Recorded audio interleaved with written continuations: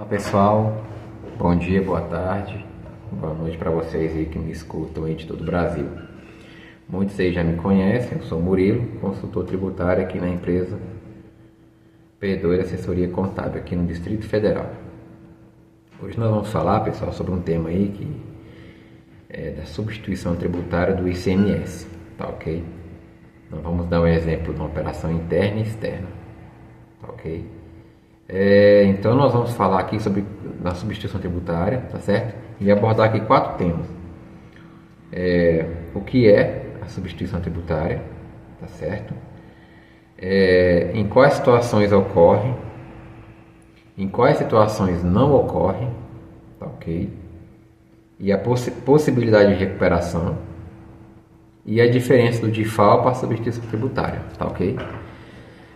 Então vamos lá. O que é o ICMS substituição tributária, mais conhecido como ST? Nada mais é do que o ICMS recolhido de forma antecipada, que seria devido pelo próximo da cadeia, ou seja, aquele que adquire a mercadoria, por exemplo, de uma indústria. Ponto. Esse é o ICMS ST. Em teoria, ele é bem simples assim. Tá? Mas para ele ocorrer, tende a haver um protocolo dentro do Estado, na operação interna. Se a operação for interestadual, tem que ver se tem protocolo ou convênio. Tá? Para aquela mercadoria específica, tem que verificar se o NCM dela está, através de convênio e protocolo, sujeito à substituição tributária naquela operação. E também tem que ver se naquela operação, qual é a qualificação do contribuinte. Se ele é consumidor final, isso é muito importante. Se ele é um consumidor final ou se ele é um consumidor que realiza operações subsequentes, ou seja, operação de compra e venda. Ele é um varejista ou um atacadista. Tá ok? Tá certo? Então, como é que funciona? Vamos dizer que é o seguinte: uma indústria vende o cimento. Eu gosto muito de usar o cimento, bebidas, refrigerante, bebidas e outras bebidas a mais aí, que praticamente todas elas estão na substituição, em todos os estados. Então fica fácil de saber. Então como é que funciona? Vamos imaginar que uma indústria aqui, de um fabricante de cimento, vende cimento aqui para um atacadista, revendedor de materiais de construção. Tá certo? Então vamos imaginar lá, bem simples aqui, tá? Eu vou falando aqui o cálculo aqui para não mostrar, para não ficar longo o vídeo, que eu não gosto de fazer vídeo longo não. Tá? Então vamos imaginar que esse cimento ele custa R$100, tá certo? Porém, a gente tem que fazer o cálculo da substituição tributária nele ali, tá? E aí, através de reunião do convênio do CONFAS, eles definiram ali uma margem de valor agregado de 20%. Essa margem de valor agregado ela é definida no protocolo, tá? Ou convênio, que ali seria o valor de 20%, que seria a margem, né, do governo. O governo entendeu que ali seria uma margem onde o contribuinte consegue pagar todos os seus custos ali e ainda ter um lucro, né? Então por isso que ele define 20%. Inclusive, existem situações de que se você vende mercadoria, se você não consegue vender essas mercadorias com esses 20%, você recupera a diferença. Mas isso aí vai ser um tema para o próximo vídeo. Né? Que se você vende a mercadoria abaixo da margem definida pelo governo, você não consegue vender pelos 20%, você consegue vender pelos 10%, você vai ter que fazer ali uma recuperação, vai ter que montar ali uma situação. Tá? Mas vamos imaginar que você vai aplicar os 20%, que o governo definiu que você consegue vender e todo mundo vende, então está tudo certo. Vamos imaginar assim. Tá? Vamos nesse primeiro momento aqui não discordar do governo não. Então, ponto. Como é que vai funcionar? A mercadoria de R$100, tá certo? O ICMS normal, hoje é de 20% aqui no DF. Então, 20% de 100 dá R$20. Então, a gente tem que guardar esses R$20 lá. Tá? O que vai acontecer? R$100 vezes a margem, que é de 20%, vai para R$120 o valor desse produto. Tá ok? A gente multiplica por 20%, que é o ICMS, dá R$24. Ok? Então esse seria o ICMS, o débito de ICMS lá do atacadista. Porém, tem um crédito ICMS de 20, que eu falei lá atrás, que é da indústria. Né? Que eu falei que a mercadoria era 100, né? Sem aplicar a margem de valor agregado. Então desses R$ 24 eu devo deduzir R$ 20, que é o crédito na entrada, certo? Então, meu ICMS-ST nesse caso é de R$ 4, ponto. Tá certo? Então, vocês já entenderam isso. Qualquer dúvida, vocês falam aí embaixo. Então, esse é o primeiro tópico. Esse é o ICMS-ST. Tá? Em que situações ocorre? Nessas que eu falei, né? A indústria vai vender para o atacadista ou para o varejista. Primeira coisa que a indústria tem que ver: qual é a qualificação fiscal dentro daquele município ali, naquela região. Então, por exemplo, é um atacadista que revende, então ele é um contribuinte do ICMS. Por quê? Porque conforme a Lei Candir, de acordo com a Lei Candir, que é a emenda constitucional 87 de 96, que é a lei geral do ICMS, nenhum estado pode divergir disso. Ela fala que o quê? O contribuinte do ICMS é aquele que realiza com habitualidade a operação de compra e venda. Tá? Estou resumindo aqui as minhas palavras, mas é isso que está lá. Tá? Então, o que é realizar com habitualidade com relação de compra e venda? Comprar e vender, sempre. Então, né? Então você realiza ali o comércio daquele produto. Então, logo, quando você adquire aquela mercadoria, você tem que pagar o ICMS-ST porque você vai revender. Agora, quando você revende no mercado interno, ninguém mais da cadeia paga aquele produto. Tá?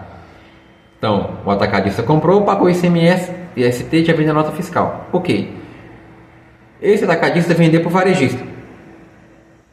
Numa operação interna, não se fala mais em pagamento de ICMS. Tá ok? Esse atacadista vai destacar lá o CFLP 5405. Tá ok? E vai revender para o varejista sem destaque de ICMS. Por quê? Porque já foi pago na entrada. Então não destaca mais ICMS. E o varejista, por sua vez, ele vai vender para o consumidor final, também numa operação interna, sem destacar ICMS, com o mesmo CFLP 5405. Fechou. Ninguém mais fala nisso. Fechou a mercadoria, já usou, já foi.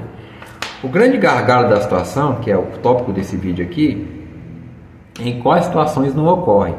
Porque aqui no DF ocorreu uma situação essa semana que me deixou curioso.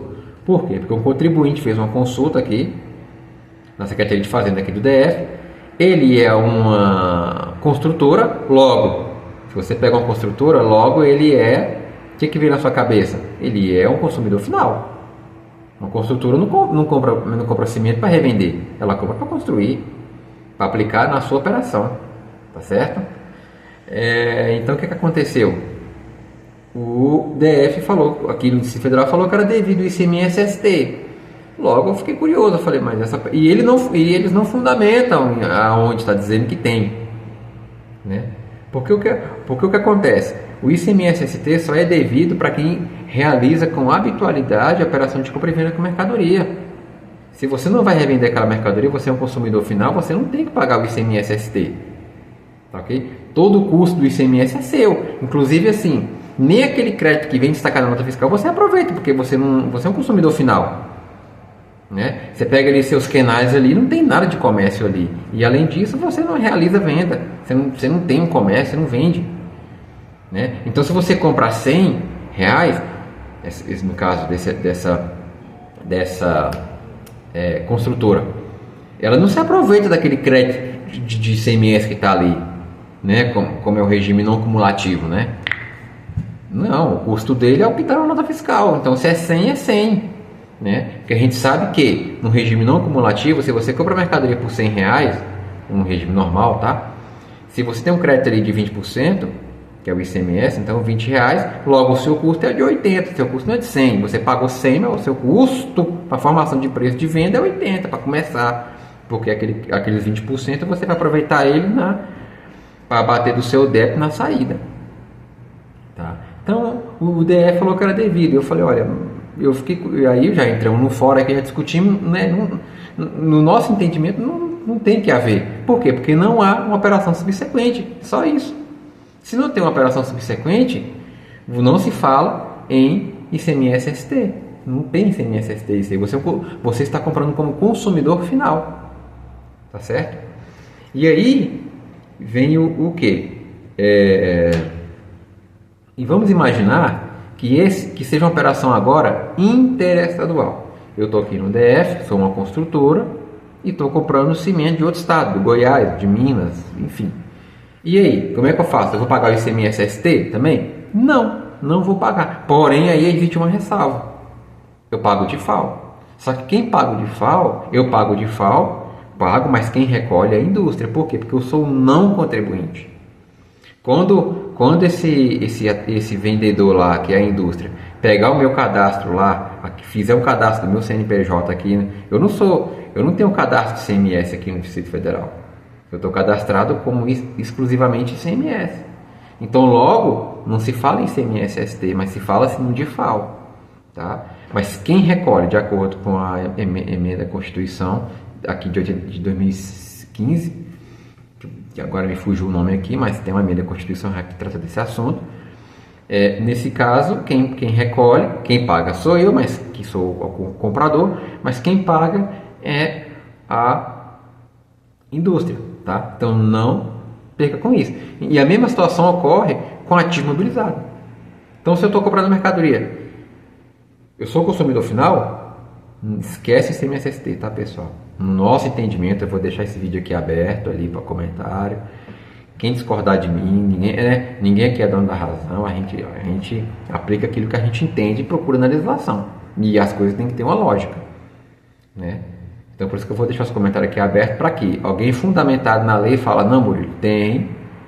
Se o seu consumidor final está comprando, paga o ICMS-ST, mas aí tem que embasar para nós aqui.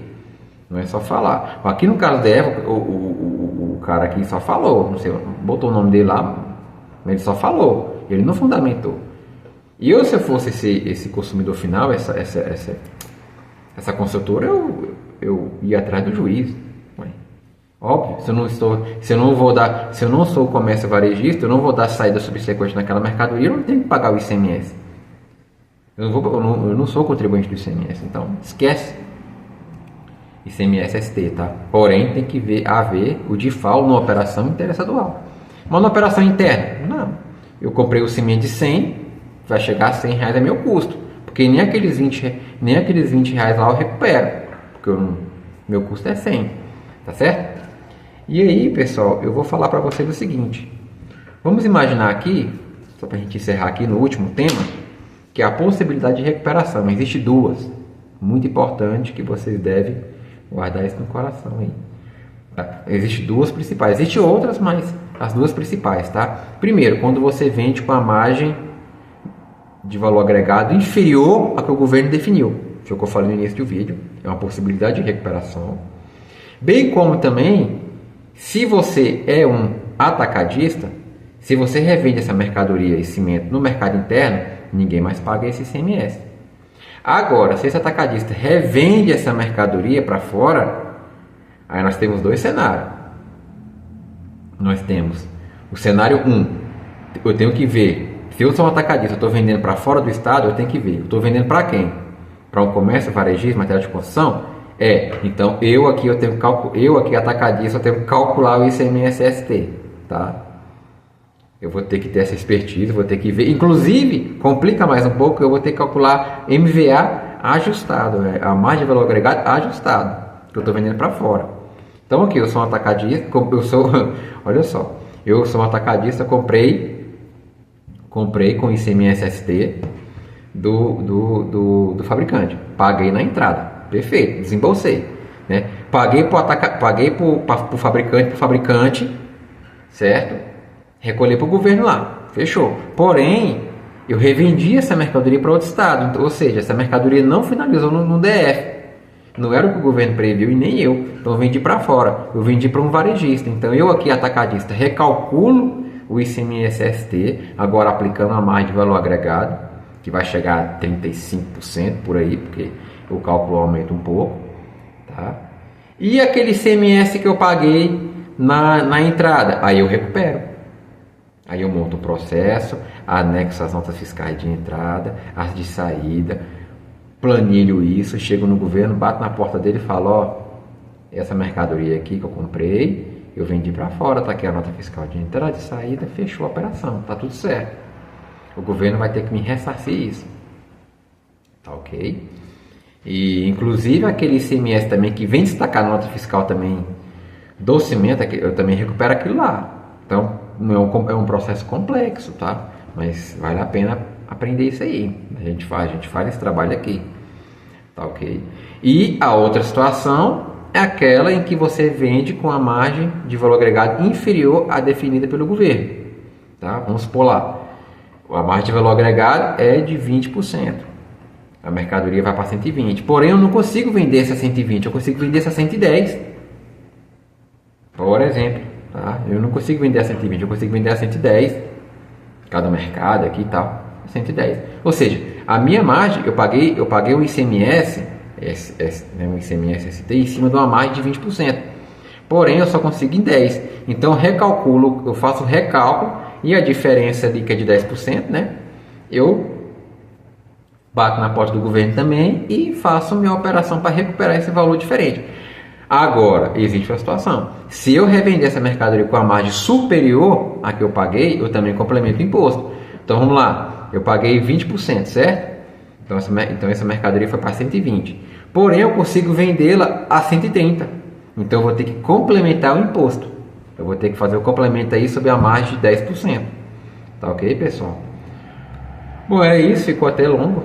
Tá? Eu vou encerrar por aqui. Vou subir esse vídeo agora e já vou deixar aberto para que vocês façam um questionamento aí, tá certo?